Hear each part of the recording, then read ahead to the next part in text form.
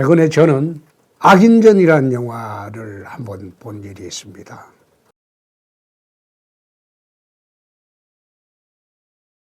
그런데 그 악인전의 내용을 보면 2005년도에 경기도에 아마 소재지를 두고 충남 일대, 대전 충남 일대에서 연쇄 살인사건을 일으킨 사이코패스를 아마 주인공으로 해서 만든 영화라고 보여지는데, 영화 전체를 보면 조폭 두목이 피해자로 등장하고 형사하고 조폭이 합작을 해서 사이코패스를 잡는다. 물론 실제 사건도 있었고 거기에 넌픽션도 있었고 또 픽션도 추가해서 극적인 요소를 가미해 만들었습니다. 그걸 보면서 사이코패스를 잡는 과정에서 조폭과 경찰이 합작을 한다는 것은 기상천외한 아이디어였다. 난 그래 봤습니다. 그 영화를 보면서 우리가 70년대에 유행했던 클린트 이스트우드 감독의 더티 해리죠. 그 영화가 생각이 났어요. 그때 더티 해리 시리즈가 한 4편 정도 있었죠. 있으면서 이것이 법이다. 그런 시리즈도 있었고, 말하자면 어차피 미국 사법제도를 불신하는 그 판에 LA 같은 데서 범죄는 창고라고 클린트 이스트우드 더티 해리로 나오죠. 그 주인공은 범인을 체포할 생각을 하지 않아요. 정당방위를 가장해서 잔인한 범인들은 그대로 사살을 해버립니다. 그것이 법이다. 그런 취지죠.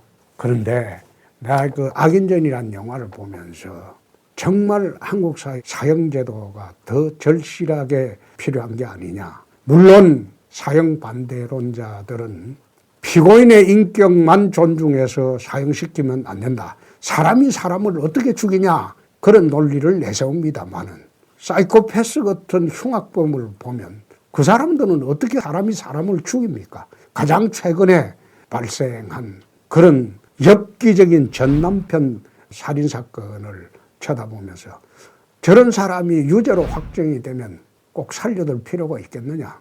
사회방위 차원에서 또 응징 차원에서라도 사형 집행을 해야 되지 않느냐.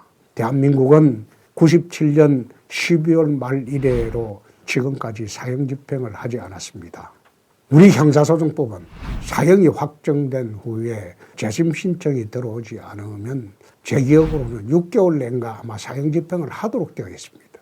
형사소송법에는 그렇게 되어 있습니다. 그런데 사형 집행하지 않고 엽기적인 연쇄 살인마들도 지금 교도소에 버젓이 생명을 이어가고 있습니다. 그래서 저는 엽기적인 살인마 또 잔인한 그런 살인마들은 사형을 집행하는 것이 피해자의 인권도 고려하는 나라가 아닌가, 나는 그런 생각을 해봤습니다. 특히 악인전을 보면서 정말로 법이 형평을 이루지 못한다면 힘으로라도 형평을 이루어야 한다는 그런 악인전 그 영화의 결론을 보면서 나는 한국 사회의 엽기적인 흉악범에 한해서는 사형 집행을 다시 부활해야 하지 않느냐. 나는 그런 생각을 영화를 보면서 다시 해봤습니다. 누구처럼 이상한 영화 한 편 보고 뭐 탈원전하자. 난 그런 논리는 아니죠. 그런 논리는 아니고 정말로 사회방위 차원에서 그리고 엽기적인 살인마는 과연 그 사람들이 한국 사회에 더 이상 생명을 유지하고 국가 세금으로 먹여 살릴 필요가 있느냐.